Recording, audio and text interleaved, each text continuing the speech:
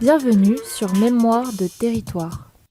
Un instant de découverte de différents talents. Un souvenir des acteurs de notre région. Une trace qui doit servir de mémoire. Une présentation des acteurs de notre territoire. Un instant de découverte avec Découverto.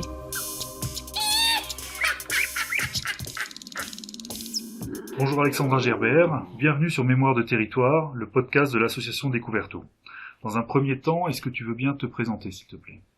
Oui, avec plaisir. Alors moi c'est Alexandra Gerbert, je suis artiste plasticienne et j'habite à Elert, donc commune de Davos, depuis 1 an maintenant. Je réalise des sculptures, des peintures, je fais aussi des conférences sur les champignons médicinaux de nos forêts et je réalise également des totems, donc des sculptures monumentales. D'accord. Justement, les totems, c'est un petit peu ce qui t'a fait connaître dans notre secteur. Les premières fois qu'on a vu des publications Facebook, des passages dans les médias de ta part, c'était à propos de ces totems. C'est quand même quelque chose d'un peu étonnant dans la région, et du coup, est-ce que tu peux nous en dire un peu plus, d'où vient cette passion pour les totems et comment t'en es arrivé à en faire dans notre région?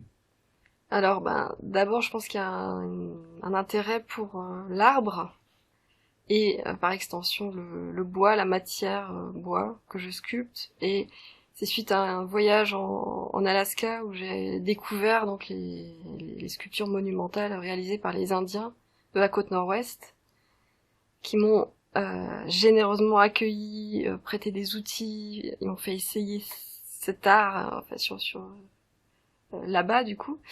Et à mon retour en France, j'ai eu envie de réaliser ces sculptures-là pour des communautés, des communes, des particuliers. Et j'ai eu l'occasion de réaliser mon premier totem en 2011. Et suite à ça, j'ai continué à proposer cet art un peu spécial, un peu particulier, c'est vrai. Mais il s'ancre dans le territoire et il raconte une histoire. D'accord. Parce que les premières fois, quand tu es allé voir des communautés pour leur proposer ça devait être un accueil un peu particulier, non ? En fait, ça s'est fait un peu de bouche à oreille, des rencontres un peu avec des synchronicités. Donc c'est pas moi qui ai démarché. En fait, j'ai parlé de cette histoire, de mon voyage à des gens qui après en ont parlé, et comme ça on a pu. J'ai pu tout à coup avoir des propositions de gens à qui ça parlait. D'accord. Et du coup, donc tu dis que c'est ces Indiens qui t'ont formé à ce type d'art, mais tu avais déjà des notions de sculpture avant, ou c'est eux qui t'ont vraiment appris tout de A à Z ? Alors, j'avais fait les arts déco à Strasbourg. J'ai été diplômée en 2005, et c'est suite à mes études que j'ai eu envie de voyager pour parcourir le vaste monde. Et j'avais pas du tout prévu d'aller en Alaska pendant mon voyage. En fait, au début, c'était un simple voyage, on va dire, sur la côte Est, donc plutôt New York et la côte Est, et c'est dans le musée d'histoire naturelle de New York que j'ai vu tout à coup la salle remplie de masques et de canoës et de totems dédiés à l'art de la côte nord-ouest. Et quand j'ai vu ça, je me suis dit, il faut absolument que j'aille voir là-bas. Alors j'avais déjà des notions de sculpture avant, dans le sens plutôt installation, modelage, mais j'avais jamais sculpté dans le bois, j'avais pas du tout appris de technique avant, et ça m'intéressait pas tellement en fait, avec les outils d'ici qui sont plutôt des gouges et des maillets.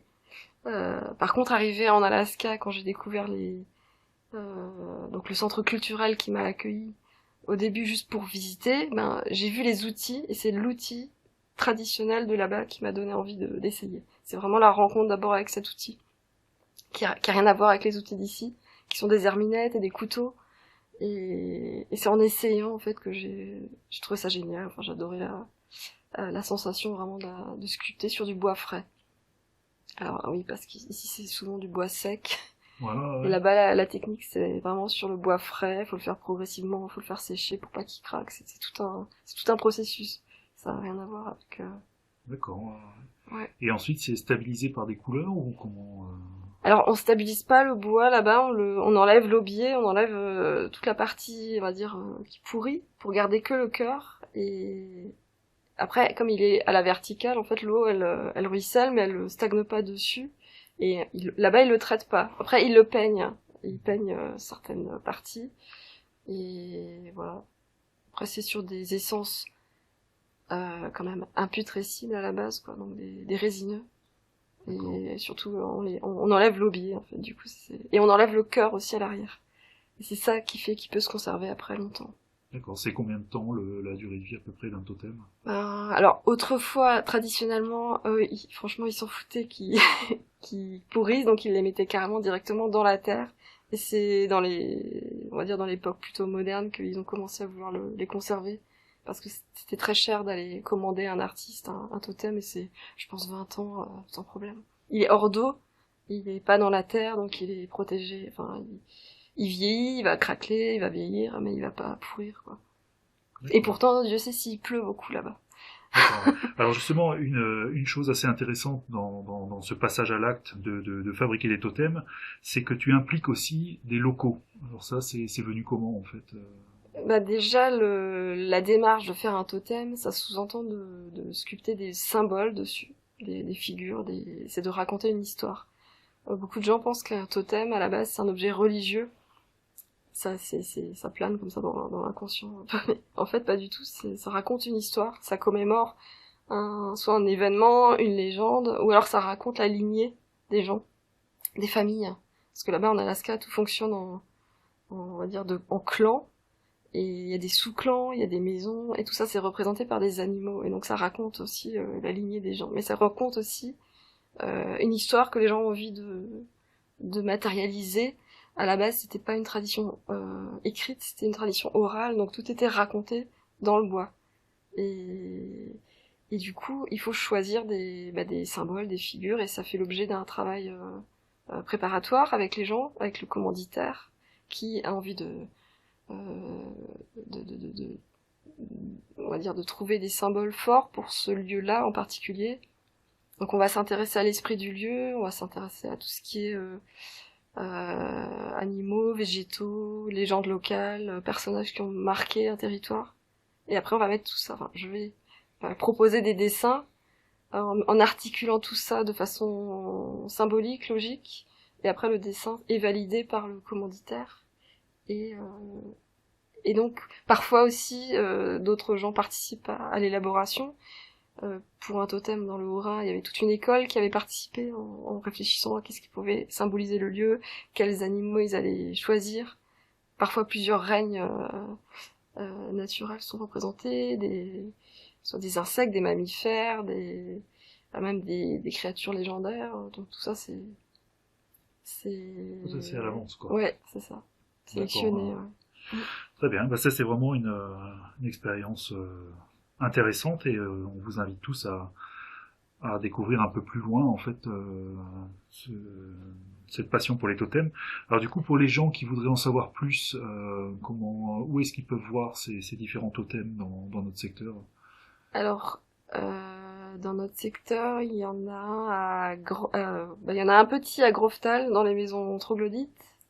À l'intérieur des maisons, alors? Oui, entre les maisons, dehors. Ah, d'accord, ouais.